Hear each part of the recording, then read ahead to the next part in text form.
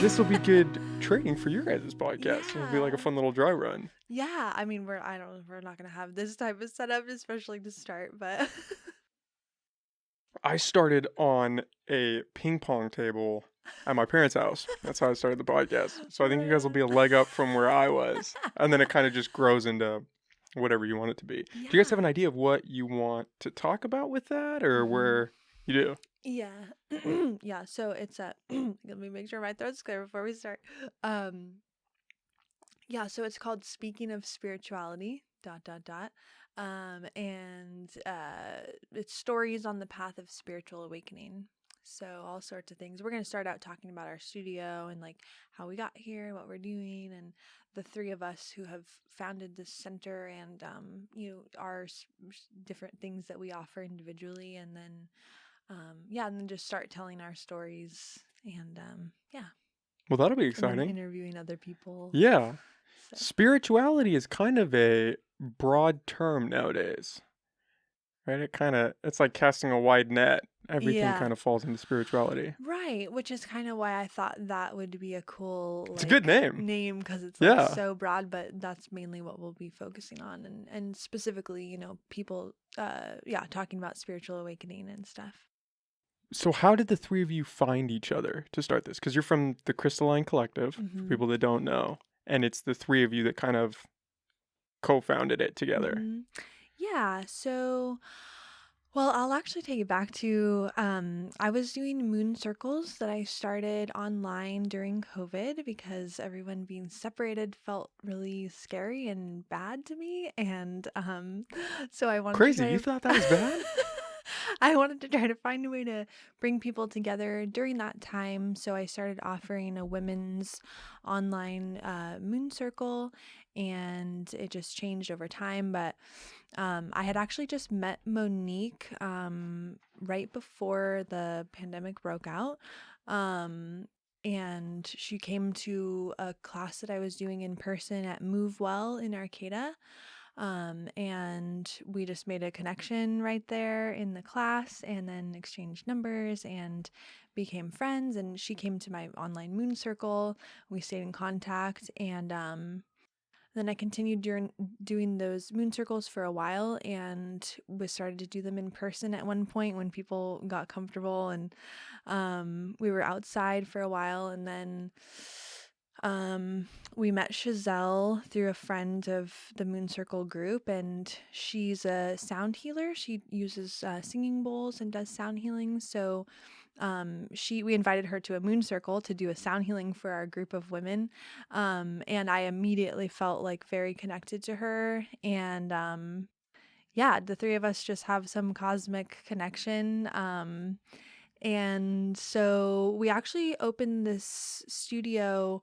It wasn't going to be like a business at first. It was just like we realized that a lot of the women who had been coming to the moon circles are different healers of different sorts. And we have special things that we wanted to share with each other. And we wanted a place to gather that wasn't my house because I was moving to a different house. Anyway, so we found this spot for rent, and the three of us, somehow it became like our thing, and then it just evolved into a studio and healing center, and yeah. Wow, that's interesting. You guys weren't planning on having it be this business. It was just going to No. be a space where you could all teach your classes. And kind of like practice, sharing our gifts with each other and stuff, and then we started to get a lot of interest, people wanting to rent the space from us, and so we're like, okay. And Monique teaches yoga, and I do different yoga things, so yeah, it just kind of evolved. At what stage in the process did you have the idea of, okay, this could be a business for us? I think it happened pretty quickly. But yeah, maybe like a month or so into it, we're After like, you guys already okay. had the space set up and everything? Yeah, yeah. Well, it took us about a month to get it all settled the way that we wanted it, decorated and everything. And yeah, so then we were kind of just like, okay, there's so many people that are interested in this. We need to figure out what we're doing. And we just kind of figured it out as we were going, like how to charge for space usage and What all that all the looks like. logistics and stuff. Yeah. Yeah. Were you teaching your moon circles? Was that your primary source of income? Were you guys working on the side? Well, I was very pregnant at the time. So very much not working a job. No, I was not working. Yeah, and so my husband's been our main provider for a while now. He still is. He's given me the space. I feel so blessed that he's been able to provide for us in this way, and that I've had the time and energy to really like put my whole heart into this spiritual work. Yeah, because it's one of those things where it doesn't just, it's not like a full-time income right Yeah, off you're the not making a bat. million So, right away. yeah. That's Did that answer your interesting. question? Yeah, yeah. It was just I think it's an interesting idea in the way that those things just organically become something. You're like, hey, I think this would be fun to do, and then you turn around and you're like, oh, this might actually be a business idea we could do. Yeah, I mean, I feel like from our spiritual perspective, it's just like the universe is supporting us. Like, yes, this is what you guys are supposed to do, you know? I just have a deep inner knowing about things that, Like an intuition. yeah, totally. Yeah. So it's you and Chazelle and Monique hmm are the three of you. Were they teaching classes as well, or they were just kind of doing it on the side? Oh, like, is that their main form of income? Yeah, so like you mentioned sound healing. hmm Was she Yeah. doing that just as like a side job, or Yeah, everyone was just kind so of doing their own thing? yeah, so it's definitely a side job, I guess. Like I was saying, it's kind of it's you have to build it up over time and So you were all kind of in the so same place of totally. We're just still in that place, yeah, yeah. Still just attracting clients and figuring out how to fill our schedule with that, and eventually I guess the idea is to be able to step away from the other jobs that are not in alignment. and just do it full time. Yeah. So what is a moon circle? I've never heard that before. Yeah. Well, it can be lots of different things, and my circles that I do have changed a lot over time. But when they started online during COVID, it was an oracle circle actually. So I was doing oracle readings in a group setting for people. You're I don't familiar know what with? no, I don't know Okay. what that is either. So like tarot I cards. do. I just Okay. was learning about that the other day. Okay, so it's similar to tarot. Tarot's more traditional and has a certain, it's like a deck of playing cards kind of Mm-hmm. relatable to that. But oracle cards can be lots of different things. They're just you just use the deck to intuitively choose a card, and you can have a certain question in mind, or you can just be asking for general guidance in whatever you need to know at this time. So that's what I was doing originally in those circles. And then over time, it became more ritual type stuff or doing. So now we're actually working with the moon. So now what I'm doing is the energy of the moon changes throughout the phases, and you can work with it in different ways. I don't know how deep you want to get into No, we can that, go but deep. okay. So I'll just explain briefly about the moon cycle and how you can work with those energies. So we'll start with the new moon because that makes the most sense to me. So the new moon is like a blank slate. The sky is open, and so it's a good time to set intentions and plant seeds. And then during the time of the waxing phase, as it grows to full, that's like the energies is bringing those things into your life, those seeds that you've planted. And then when the moon is full, then you can celebrate all of those things that you've brought into your life. And you can also set intentions for releasing whatever's, no longer serving your higher good.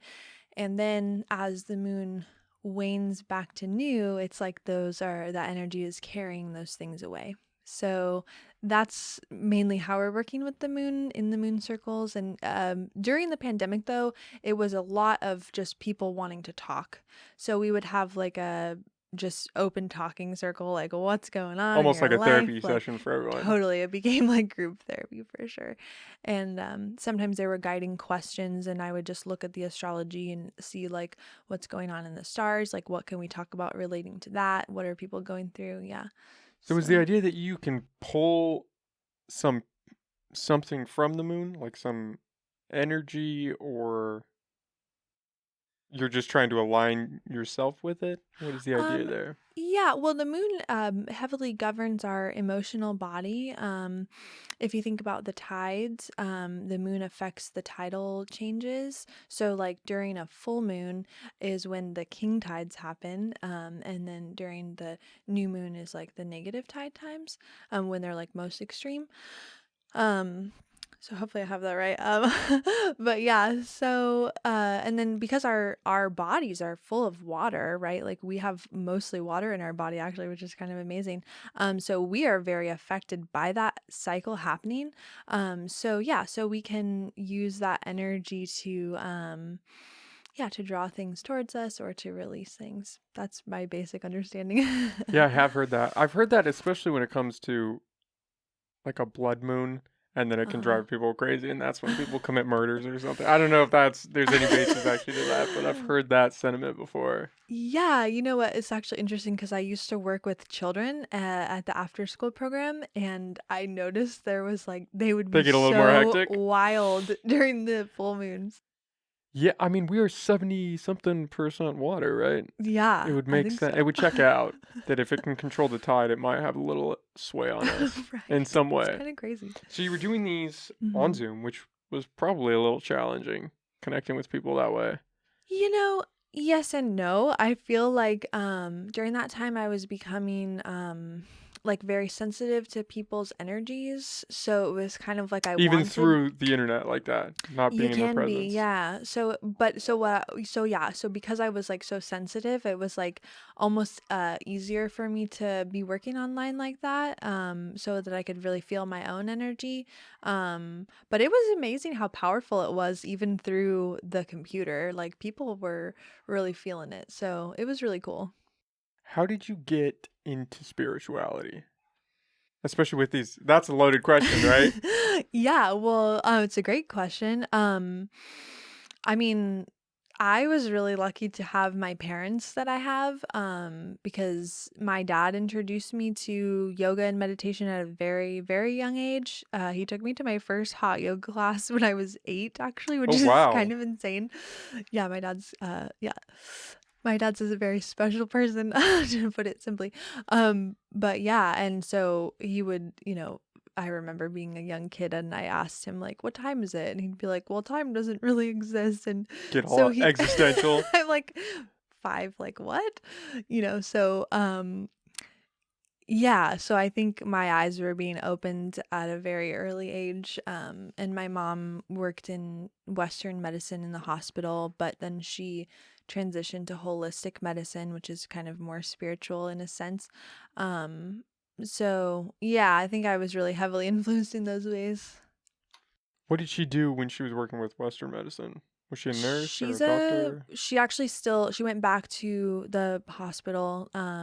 It's hard not to when you make more money in that field, but she's a cardiovascular technician. Okay. hmm Oh, wow. And what was the switch for her to go into holistic medicine?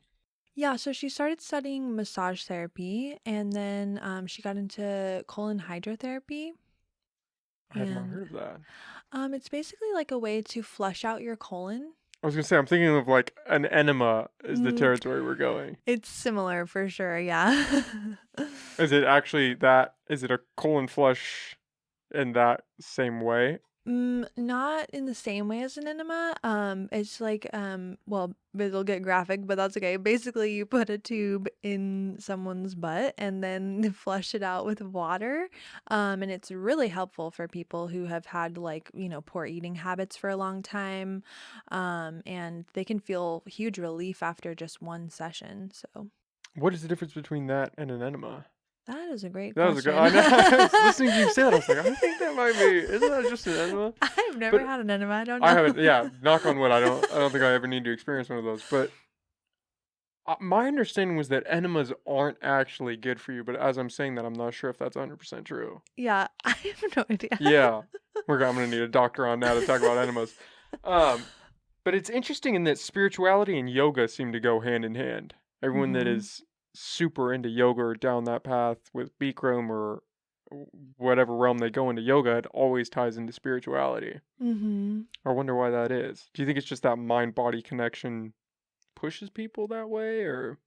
I would say so. Yeah. I think it's interesting to observe yoga in the Western world too, because it's been so I don't know what the word is, like Co-opted?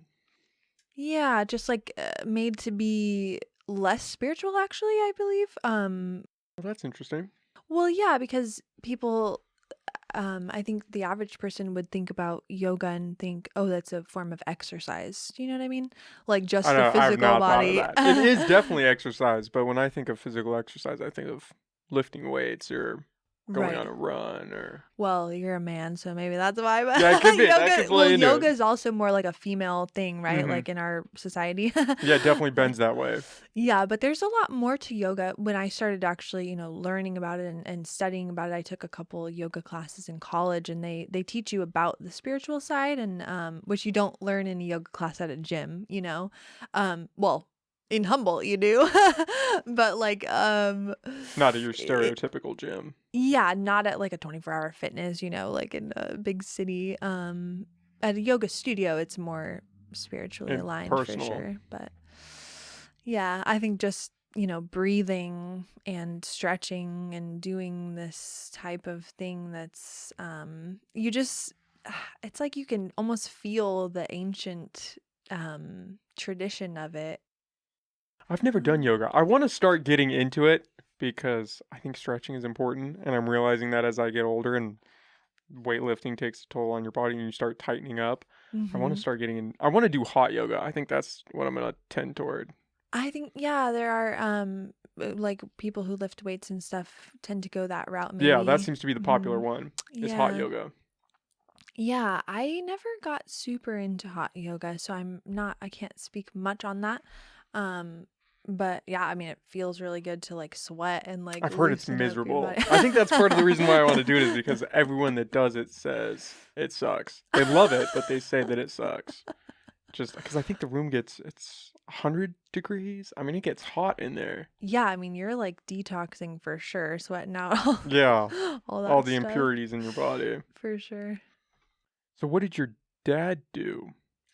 Was he, because he was into yoga, he Yeah, well, it's funny introduced you into because that his. world? So you're asking like about his profession? Hmm. Not related at all. He wanted to be a comedian, a stand-up comic. When I was young, so he. I don't even know how he got into yoga. Actually, I'll have to ask him sometime.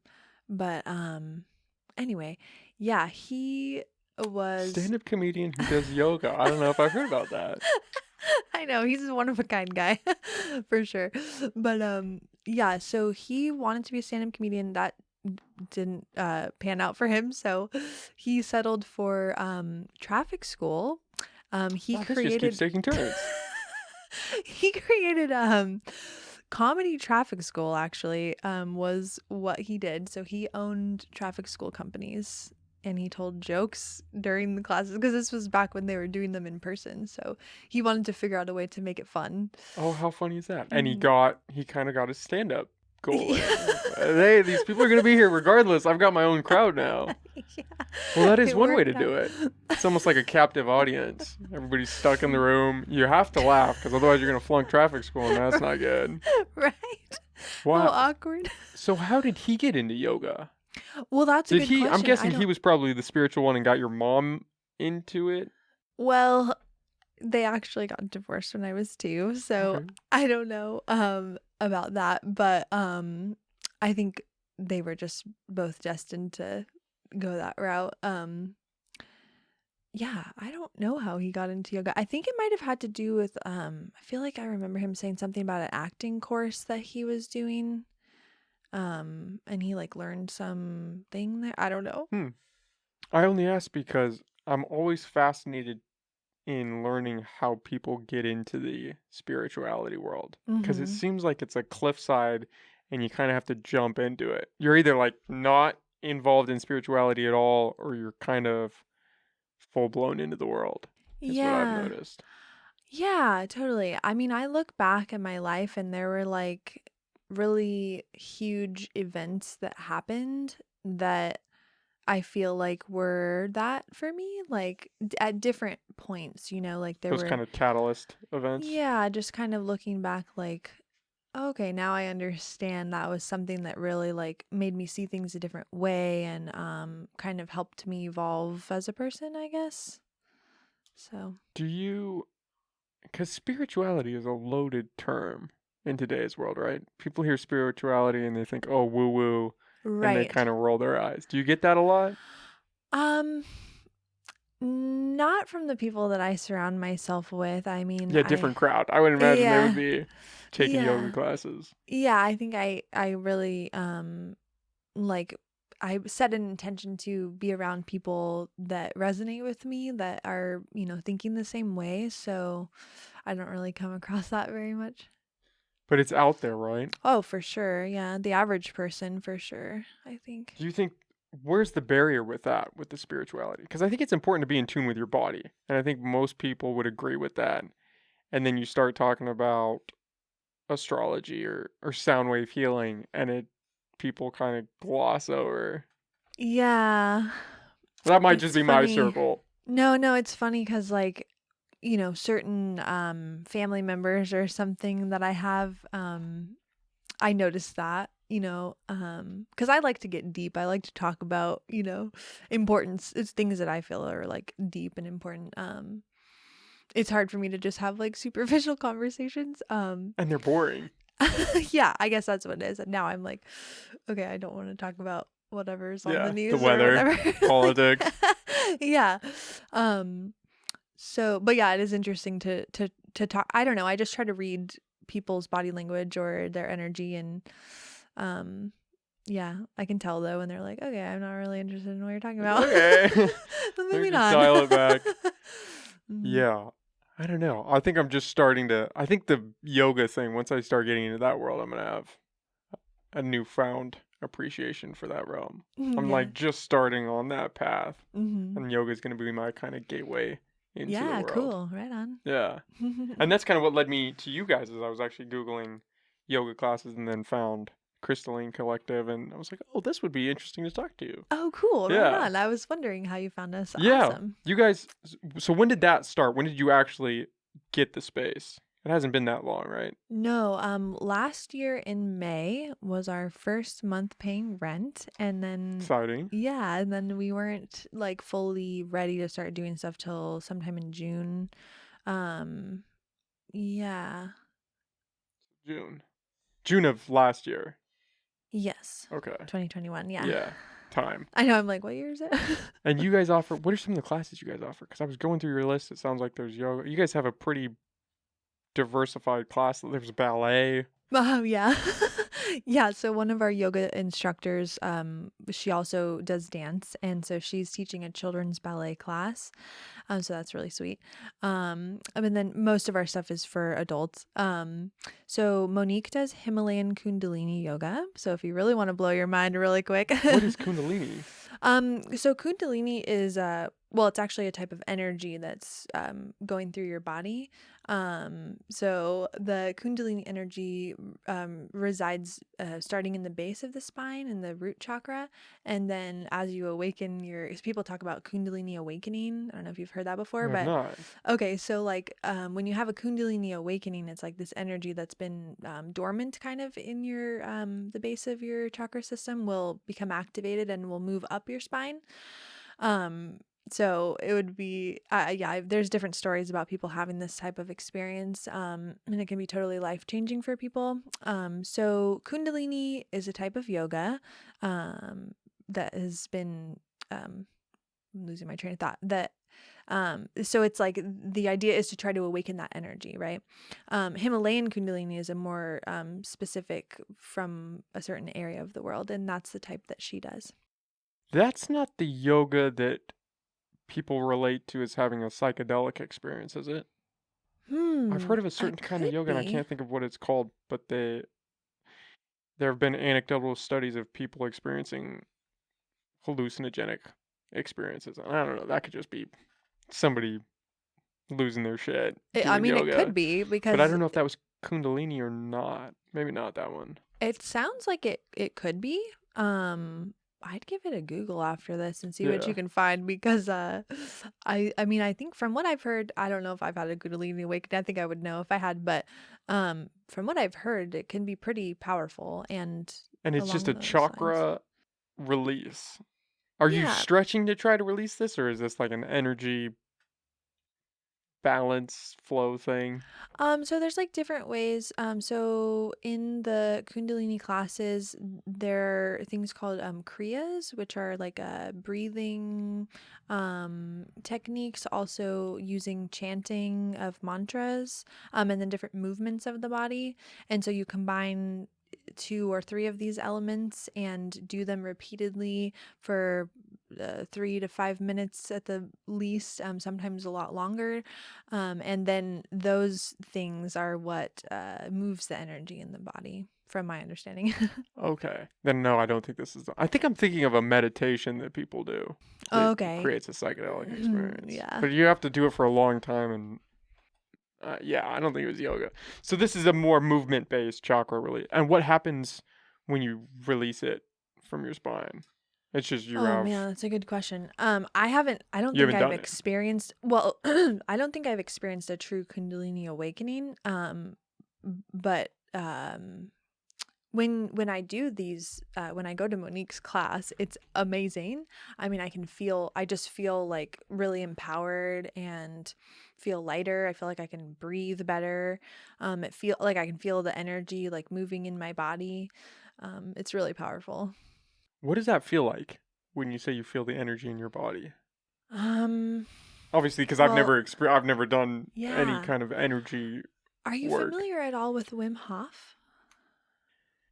He's the ice guy, right? Uh-huh. Yeah. Yeah, so he does like those powerful breathing techniques. So breath work is like amazing. And so, if you're breathing in a certain way, like not hyperventilating, but like if you're just doing a lot of intentional breathing and then when you stop, like and you hold your breath, like you can feel, I don't know how to explain it. You can just like feel it in your body.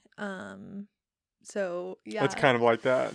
Yeah. That Wim Hof guy, is he the one that also was trying to equate our jaw structure today in the modern world? Have you heard anything about that? No. I don't know. I think it's tied to Wim Hof somehow, but I'm not sure if he's the one that came up with it or somebody else did. But it's that reason so many people mouth breathe and all of that, and how bad mouth breathing actually is for your body, is that we're not chewing dense food, so the structure in our jaw is changing. It's why people need braces now, and your teeth are all jam packed in there. It's the actual structure of your jaw is changing, Oh which my is the God, shape that's of your mouth, fascinating. and so. And somehow that just tied back into his mouth breathing thing of, yeah, that's why, is because you're not getting dense food as a child that you have to chew and that is tough, and so your jaw's getting softer and it's changing form and it's just wrecking your Whoa. body. I did that a terrible injustice talking about that just now, but it's that kind of thought process of, yeah, this is why we're struggling. Wow, that's fascinating. I'll have to look into that. Yeah, but breath work, that's another realm that I'm kind of just on the tip of how important intentional breathing is and what a Mm-hmm. difference that can make. Yeah, I mean, yesterday I was reading a book about the chakra system and the prana is the life force energy that you'll hear about in the spiritual world. And yeah, I was reading about different breath practices to like boost this energy in our body because people in the spiritual world often say that pranayama is breath work, but it's actually the energy that you're holding. So yeah, I don't know. It's fascinating what you can do with your breath because you're literally like doing certain breath practices. You can boost the amount of life force energy in your body. That is interesting.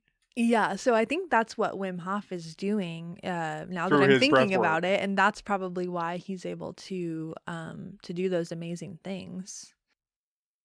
Yeah. It's fascinating. It's weird when you start delving into the human body and what it can do, and these small changes like breathing through your nose instead of out of your mouth Mm-hmm. or in through your mouth.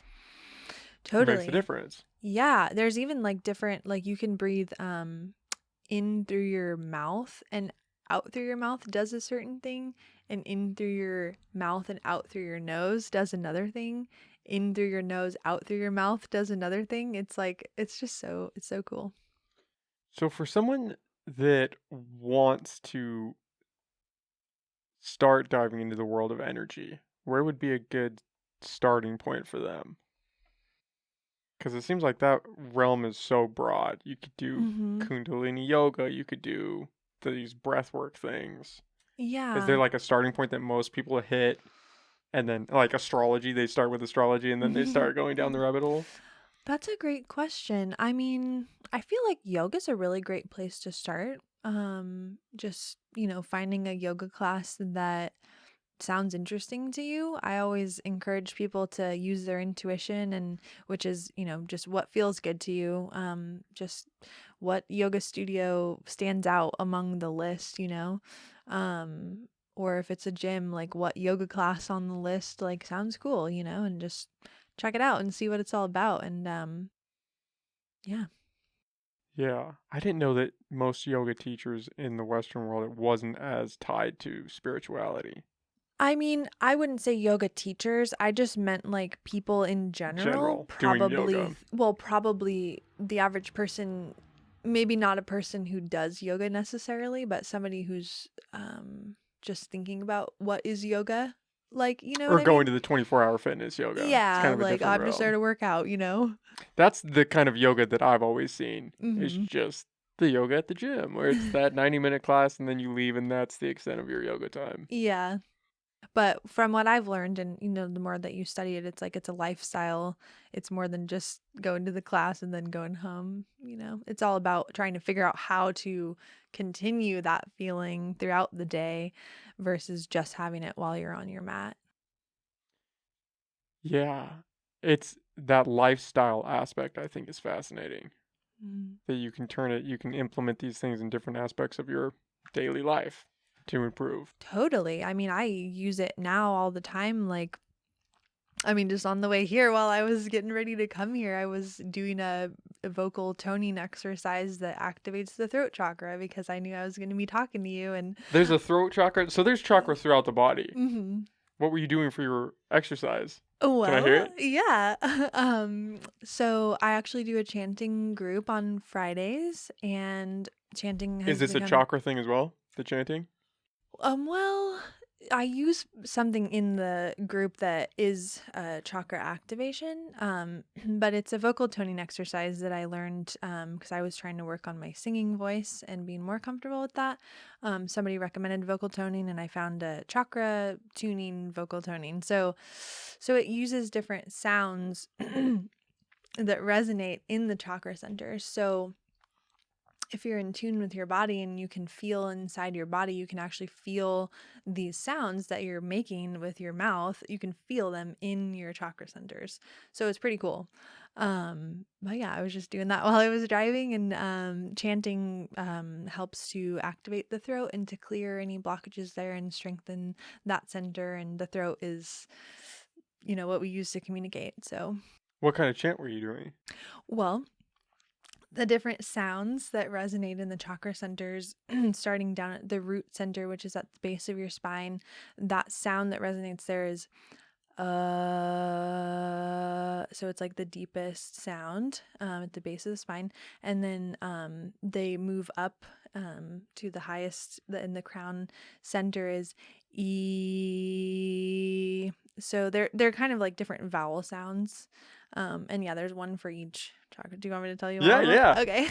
So I said the root. So the next chakra center moving up is the sacral center, and it's just below the belly button. And that sound is O. And then going up to the next center is the solar plexus, and it's kind of like just below the rib cage. And that sound is ooh.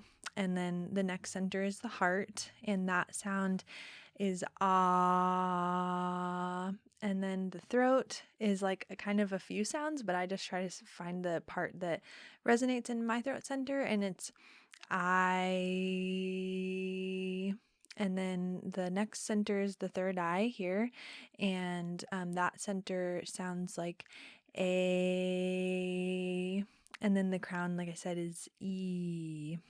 And so I just do each of these sounds 3 times. And yeah, if you're like sitting and meditating while you do it, you can feel it in your body. So it's pretty cool.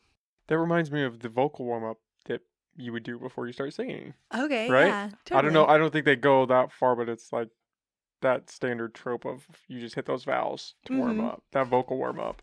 Yeah. We would do that. I took an acting class when I was going to school down in Sacramento, and we would do like a vocal warm up before we'd start class and Nice. sit there. But I was never that into. I wasn't paying attention to see if it activated any energy for me. I was just doing it to get it done. Mm-hmm. And you can feel that if you're just sitting there and you're focusing on it. You can feel a shift after having done that. Mm-hmm. Yeah, I've done it with groups of people, and it's always really interesting I always ask everybody, like, how did that feel for you, you know? And yeah, people, I mean, you can hear it in their voice too as you go up. A lot of times people are feeling uncomfortable at first, or like, this is weird, you know, like, what are we doing? And I mean, you can hear that if somebody's like hesitant or something, but by the time we get about halfway, you can hear it in their voice. It's like it sounds more resonant, more More confidently confident. coming out, you know, and it's not about the sound coming out. You're not worried about that. It's about feeling the vibration in your body. So, yeah. Oh, that's interesting. Energy work. I don't know. I've talked to a few people that have gone into the energy world, and luckily I don't gloss over, but I'm like, I don't understand this. So I'm interested to hear about it. Yeah, totally. Because There's it just seems, it's so there. foreign to me. That's not my realm of expertise. I don't know. You Yeah. start talking about energy on your crown, and I'm like, I don't know what that looks like. But it's a different lifestyle, you know? I think that's cool if people find value in anything. I think that's important. Whatever you find value in, as long as it makes you happy and you feel like you're getting an impact from it. For sure. Yeah, that's definitely my main message is like live from the heart Yeah. and do what brings you love and joy. That's like the way to create peace on earth if everybody did that. That's the morality, right? Have you experienced any psychedelics? Have you done any work with that? A little bit, not in a spiritual way. Oh, okay, that's interesting. That was With what have you used? If you don't mind me asking. well, when I was a younger person, and I mean acid.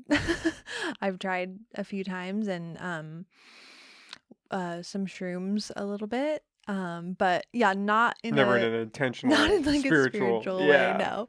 I mean, definitely it opened my eyes for sure, and I think it definitely contributed to like my spiritual ways, but not in the way of like intentionally being like, okay, I'm gonna have a spiritual experience with this, which is a lot more powerful. Yeah.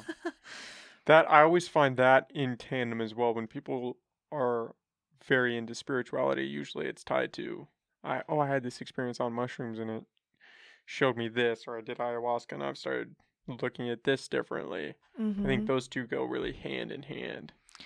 Yeah. But I've never heard that related to acid. Acid always seems like, oh, it was just fun. I was just tripping. The wall started melting. I don't know what was happening. I've never heard acid. I suppose it could be because it's in that psychedelic realm, but I've never heard acid attributed to, yeah, I had this really profound breakthrough and now I feel like I'm a better person because I did all this acid. Yeah, Monique was actually just telling me about a series on Netflix that she's watching that's about like the history of psychedelics, and yeah, it's pretty amazing. Oh man, now I wish I could recall. If I had watched it myself, I probably would remember more of the details, but she was just telling me that the acid actually was used to help people heal things. I think it was something about PTSD or war veterans or something like that. Anyway, they're doing that with MDMA. I know they found a lot Yeah. of success in trials that they've been doing with veterans and PTSD with ecstasy and finding breakthroughs with that. I think they're trying to do that with mushrooms as well, which would be pretty powerful if that works. I Yeah. believe they were doing it with There was one, I don't know if it was MDMA or mushrooms, but it was rebuilding neural pathways. Mm-hmm. Don't quote me on that, because that Sounds like probably mushrooms. might have been mushrooms. I don't know. I always feel like the natural, like plant-based stuff makes more sense for using it in that way, you know?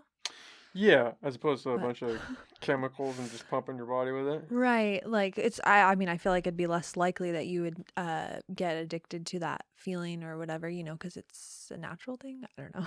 I don't know. Addiction's weird because you can become addicted to anything, and Yeah, it just that's true. trips some people up and it doesn't trip up others. That's true. Yeah. You could become addicted to yoga. I don't know if Yeah, anybody has done that, but that's possible. that's an interesting point that you bring up. Yeah, I think you definitely could be addicted to yoga.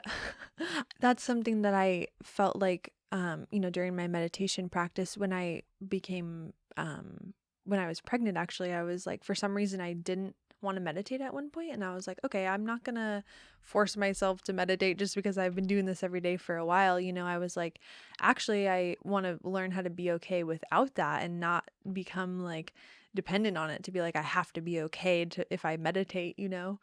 So it's interesting that you say that. That's interesting. Yeah.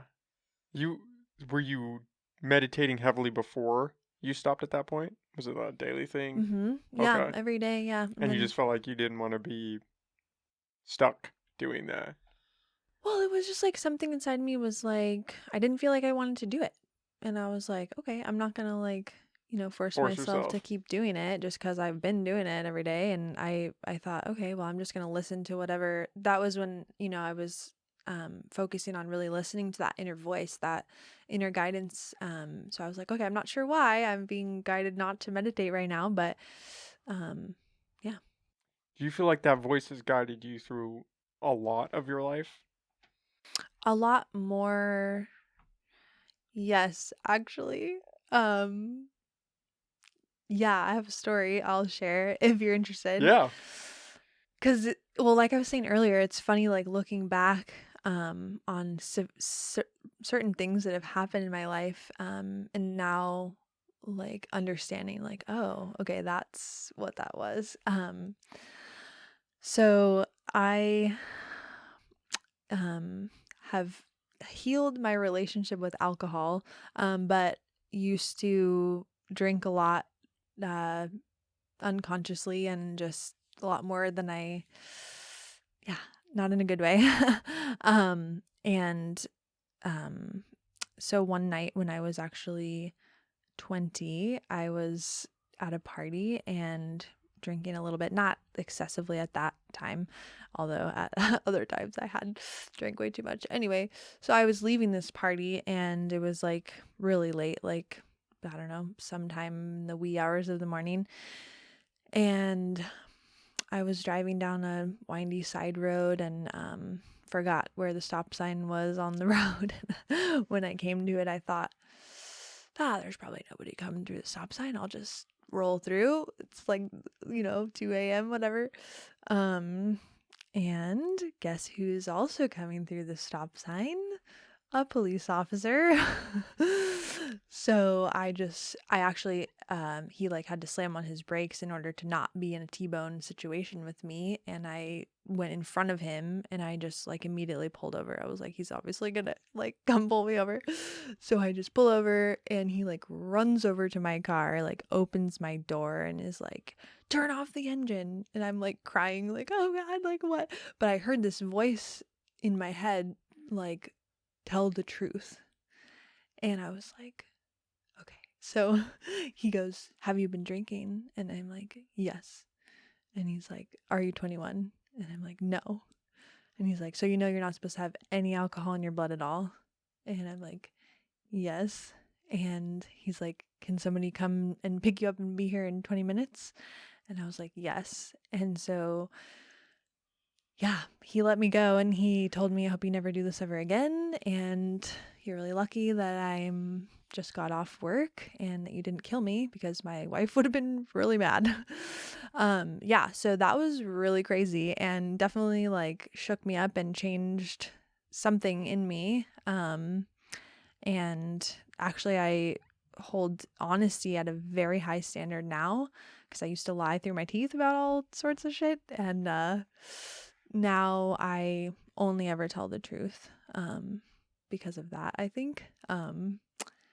And yeah, looking back, I'm like, that was like, I mean, I was being guided by something to help me in that situation. I was like not supposed to get a DUI, because he told me, like, if you had said anything other than what you said, I would have been, giving you a breathalyzer test or whatever, Yeah, taking you to the throwing the book at station. you. And yeah, so that was pretty crazy. Wow. Yeah. Nice cop for letting you go. I know. He also said, I can tell that you're a good person and that you're not trying to, I lived in an area at that time where there was a lot of other crazy people around, and he could tell that I was not one of them. So, yeah. Wow.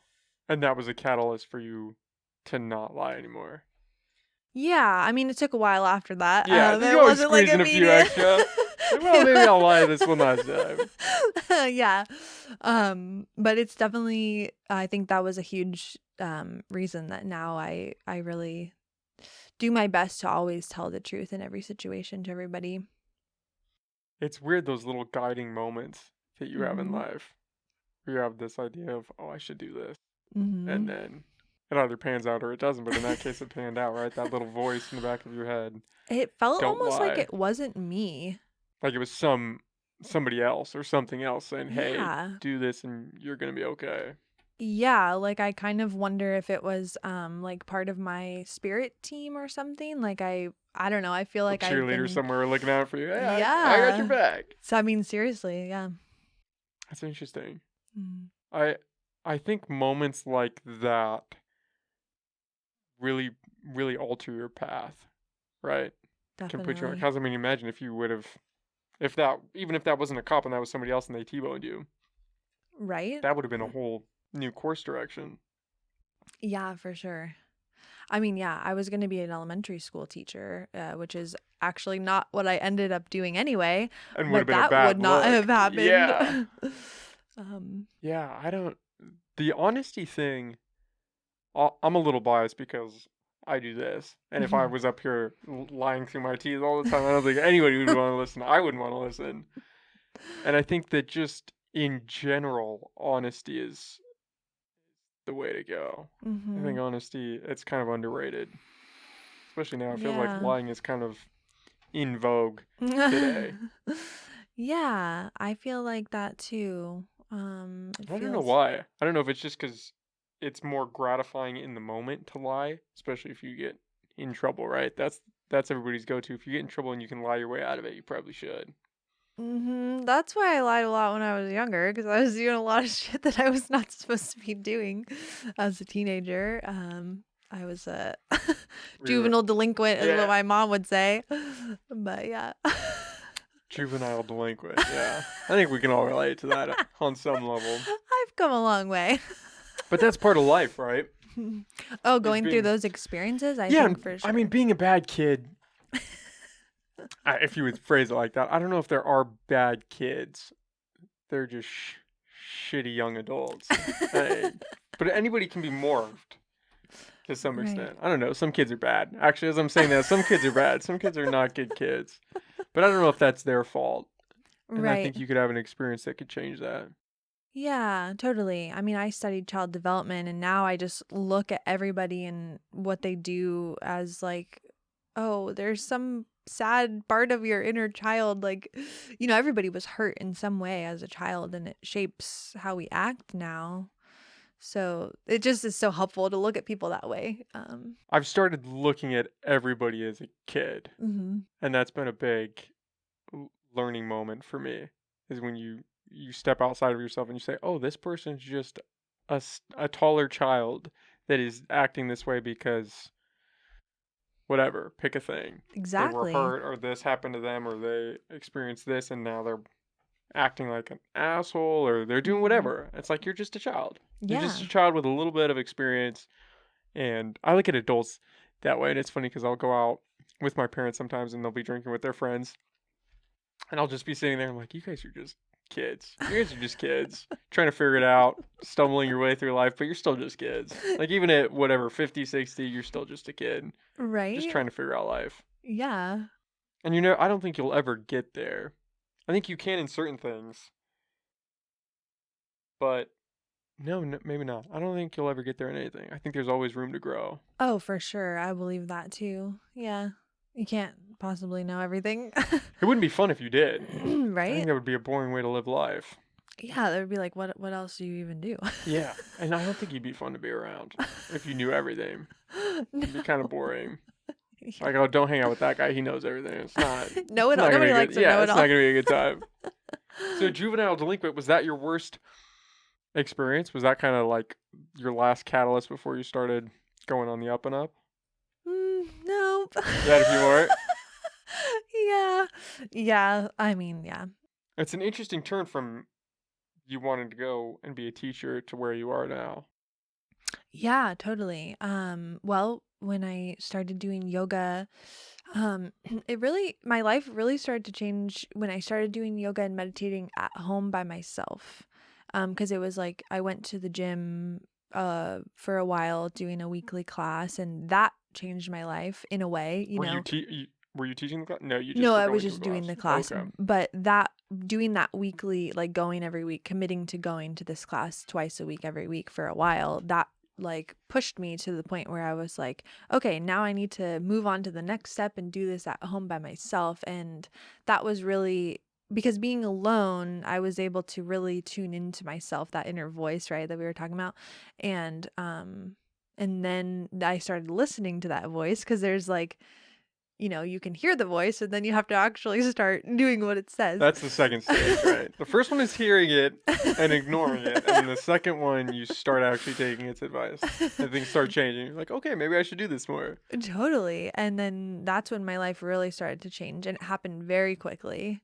And then yeah, well, I just realized that the public education system was not it just doesn't feel good in my heart. There's a lot of good things there, but there's a lot that needs to change. So It's kind of a broken system. yeah, I mean, I just think it's outdated. We need something different now. So What do you think that would look like? Do you have an well, interpretation? um, yeah, I have always envisioned having my own school, actually, like an alternative to public education. And it looks like supporting every individual child in whatever way that they need, because there's this like, cookie cutter mold thing of the public school system where, okay, everybody's this age, you're all going to learn about this stuff at the same time. And it's just like, it doesn't really make sense because every child is so different. And there are huge similarities, like for the most part, but there's also so much more that's just, it's just not being looked at in the average public school from what I've seen. So the school that I envision is like really paying more attention to every child as an individual person. Like, what are you interested in? What lights up your soul as a person, and really letting them explore that. And because the learning can be done in so many different ways. Like if a kid is into baking, like you can learn so much about you can learn how to read and write and do math, through baking. So yeah, that's what I envision. Yeah, it's not individualized in any sense. Not unless you have like a IEP, which is an individual education plan, which only kids who have some type of special need usually get those. So I just think I feel like every kid needs an IEP. Yeah, it seems the best argument I've heard is that the school system was designed to make employees. And so it's just you're on a conveyor belt and it's going to mold you into this cookie like everybody else, and then you're going to go on and you're going to get your job. You're going to work and then you're going to die, and the cycle just keeps repeating itself. Yeah, which is like, where's the room for entrepreneurs? Like, what Oh about yeah, if if you're an you wanna... entrepreneur, the school is not it's not the realm for you. You're Yeah, not going to find any value I mean, there. or like trade school. Like a lot of people have really successful time doing a trade, and that's not something you learn about in school. It's Yeah, that's not an option. It's college. You're No, going through yeah. school to go to college to get a job. Yeah, I learned how to follow orders. It was a lot of like, I don't know, it just felt weird working in the public school system, telling kids how to be all the time. It felt very restrictive and really bizarre. And I'm not afraid to shit on the public school system because there's a lot that you could. But I do have to say that the teachers in there can be great. There are some great teachers Yes, out there. there are a lot of wonderful things about the public school system. And yeah, I just have a huge bias. But yeah, there are really wonderful things about it too. So I know it's a little early, but are you thinking about putting your child into public school? Or you're gonna homeschool. Nope. Yeah. Or I'll just start my own school like I've always dreamed of. Are you thinking about doing that by the time your child starts going to school? Well, he just turned 1, Okay, so so he's we got a have little a bit of time. few You got some time. years to figure it out. I mean, who You can knows? start planning. I many- mean, I think the construction should probably start breaking ground. Yeah, totally. It's, definitely we have time to talk about that, and I mean, so much can happen in what, 4 years. Yeah, the past 4 years have shown us that. Yeah. So we'll see what happens. Right now I'm focused on my spiritual work. But in a sense, I feel like that's also type of my spiritual work is working with children. I studied child development and I've actually, yeah, just realized that I'm actually using that in the spiritual work that I'm doing, which is pretty fascinating Is your husband spiritual? in his own way. Okay. Yeah. What does that mean?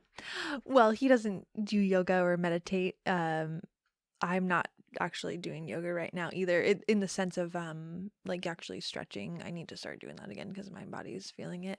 It's hard to find time with a baby, but anyway, he does landscaping, so he has his own business.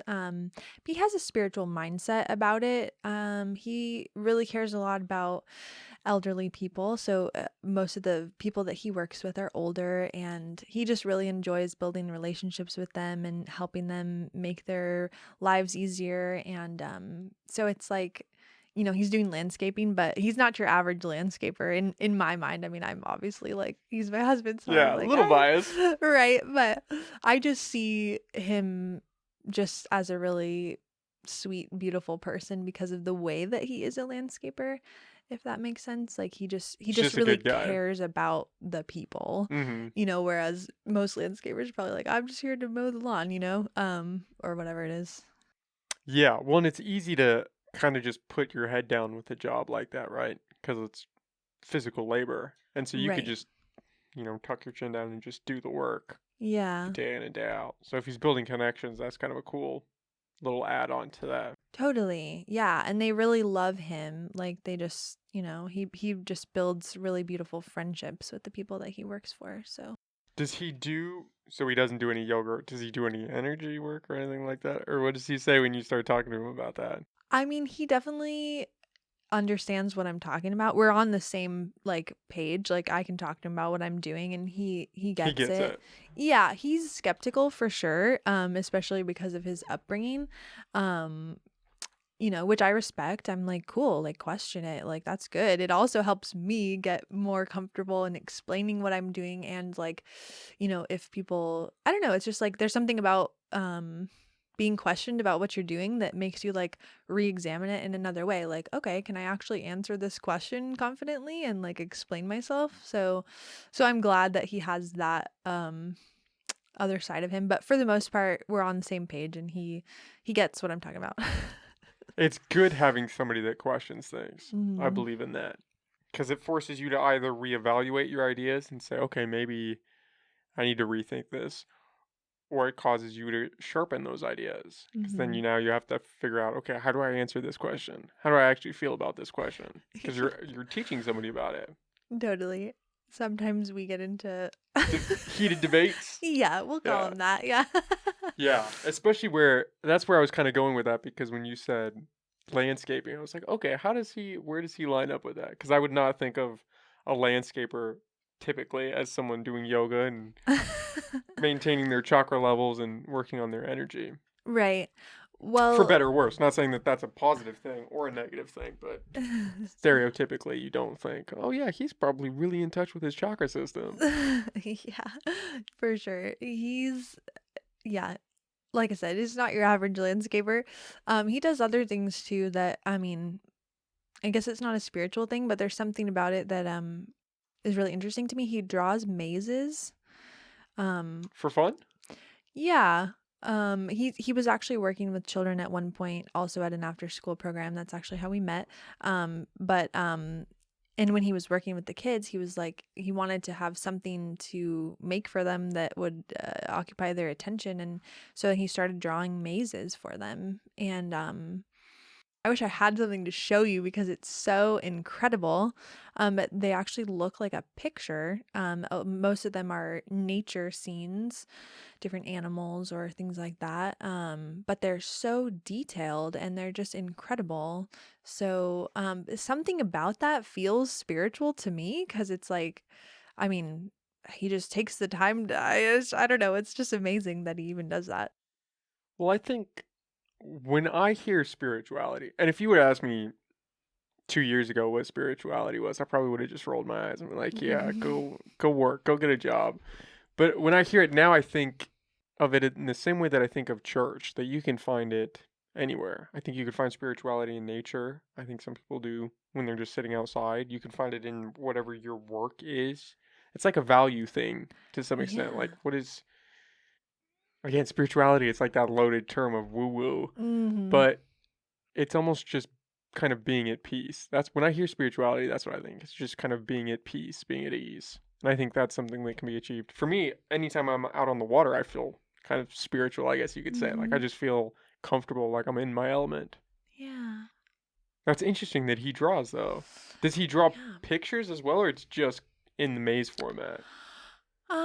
He doesn't draw pictures like I mean he can, but no, yeah, he starts with a picture. So he draws a picture and then he morphs it into a maze. So That's interesting. I've never heard of that. it's so amazing. I'll have to send you something so you can check Yeah, it out. I'll It's throw it in very the cool. video. We could plug it at the bottom. Cool. That's Yeah. cool. Does he do anything with that? I'm thinking he could almost turn that into like a little maze book. Well, yeah, actually, that's what he wants to do. We're trying to figure out how to do that. We don't know anything about book publishing, or especially when it's not an actual like book. It's like A maze book. who wants to publish that? I don't know.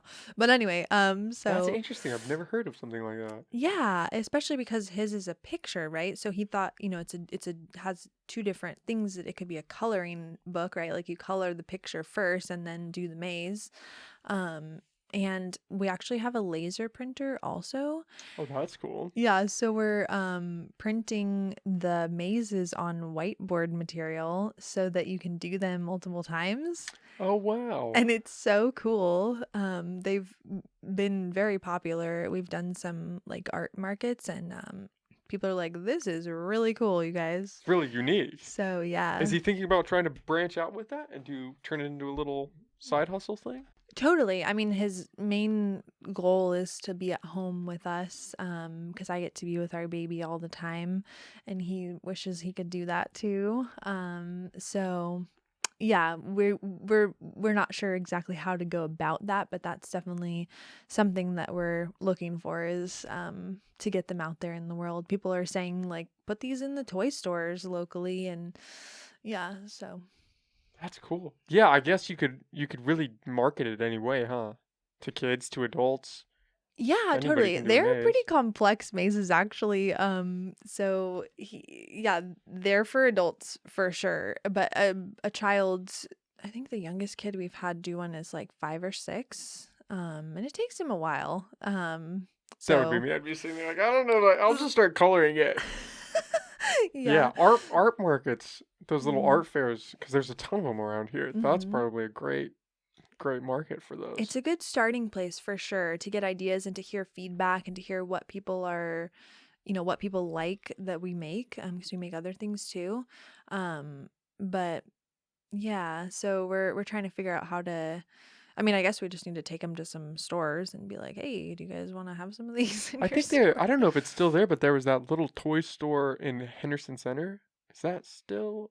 It was like a little kids Oh, toy store. But that might be, familiar. they might be too young. That might be like a really little Yeah, kid store. I'm not I haven't been sure. there in a long time. But Yeah, yeah, or you could post it on social media. Social media is a great tool for things like that, especially where it's totally. unique. If you just Mm-hmm. took a couple pictures and put them out there, that might blow up. Yeah, I know. I need to be more active on Yeah, that's social my problem. media. I'm not a social media guy. I I would be don't, fine without it. yeah, I don't know. I haven't been doing it very much recently, so it feels like funny to just like pop in and be like, "Hey," randomly like, "You want to check out this thing?" You know what I mean? Do you Like guys have a strong social media presence for the collective? Or that's a it's work in growing. progress? Yeah. Yeah, it's growing for sure. Yeah.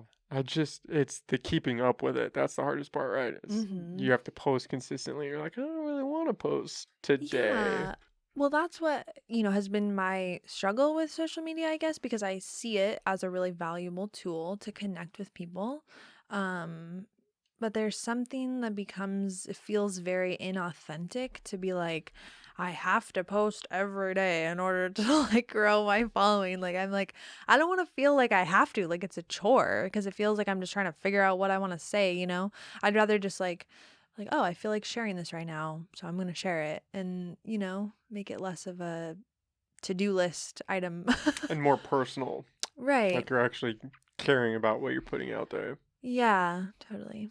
Yeah, you can get into that weird impersonal dynamic where you're just pushing content out there just to push out content. You're like, oh, this feels weird. This feels a little Yeah. slimy. Yeah. So, I mean, I've just gone back to just connecting in person. And I mean, I share things on Facebook. Events for the studio is mostly what I'm sharing now. And I just have to like connect to my heart when I'm going to post and like make sure that I'm speaking from my heart to make it feel authentic. So it's not just like, hey, I'm just posting this because I have to say something, you Yeah. know? Okay, that's all. Thanks, guys. Well, the podcast will be a great way for you guys to do that as well, because it's hard not to be personal when you're talking to somebody for an extended period of time. Yeah, I'm really excited about that because I like talking, Yeah, obviously. I mean So that's all part of the fun, right? Is it going to yeah. be all three of you cycling, or you're going to do it all three at once? Do you have an Um, idea that far yet? Or... I think that I think it's gonna be me mostly doing a lot of the talking, interviewing type of stuff. I think Monique will be with me for most of it too. There might be times when I do something with somebody without her, but it feels like me and Monique mainly. Chazelle's gonna start out with us, and I'm gonna interview her about. She's had some interesting spiritual awakening stories that she wants to share. So, but it's gonna be mostly me and Monique. Yeah, with me probably as like the Guiding. leader Yeah, or steering whatever. the ship. That's how I like to refer to it. I'm just here to steer the ship. I'm not hosting anything. We're just talking. I'm just trying to keep us in the water. Yeah. Well, that's awesome. I'm excited to see you guys do that. I think that'll be really cool. Thanks. Yeah, we don't know what we're doing, but Yeah, we're gonna that's story of my life. I still don't know what I'm doing. yeah, we're gonna figure it out. Yeah, I think that's how good ideas start. Is you just hit the ground running and hope that you don't fall on your face. And if you do, you just have to get back up and you keep going. Yeah, hopefully you learned something along the way. Yeah. Do you want to plug? I unfortunately have to get out of here. Do you want to Oh plug where yeah. people can find the collective, where they can find you, the future podcast? Yeah, so crystallinecollective.net is our website, and you can find all the information about our classes and events there. And yeah, was there anything else that I I don't should think mention so. there? Do you have anything else you want to add? When are we expecting the podcast? We're gonna start recording within the next couple weeks, Okay, so and be on the lookout for then we have that. to figure out how to get it out there. I think we're gonna go on. Oh, we have a YouTube actually that we've just started being more active on and posting things pretty regularly there. So it's Crystalline Collective on YouTube. Oh, and then our Instagram is crystalline.collective, I believe. Okay. Um, and yeah, so I think we're going to put the podcast on YouTube in video form, and then somewhere else on a podcast thing. I don't If know. you do, I know Anchor is a free one. I've heard good things Okay. about that, and you can push it out to Spotify. And if you do Anchor, I believe you can do video on Spotify. Don't quote me on Oh, that, but video on yeah. Spotify? I What? have Cool. Podbean is the one that I go through. Okay. And you can push it out, but you have to pay for it. And it's kind of, it's like, why Oh. pay for it if you could just get it free? So Yeah. I've been looking at Anchor. That's the one I've heard really good things about. Okay, right And I on. think you Thank have you. to, if you want video on Spotify, I think you have to go through Anchor. Because Anchor is a Spotify company. They bought it. Oh. So they're kind of like, hey, if you want to have video on Spotify, you're going to have to use our stuff. Yeah, But I've that's heard cool. good things. I think that's a good one. It's just worth checking out. Right on. But Thank you. yeah, thank you, Amelia. This was awesome. I'm excited for the podcast. I'm excited to see what you guys do with that. I think that'll be really cool. Thank you so much for having me. It was really, really fun. Yeah, my and pleasure. A cool way to dip my toes in Yeah. the water of podcast world. Yeah, so. now you're going to be a professional. Okay, well, Amelia, you're awesome. Thank you. The Crystalline Collective, everybody. Thank you.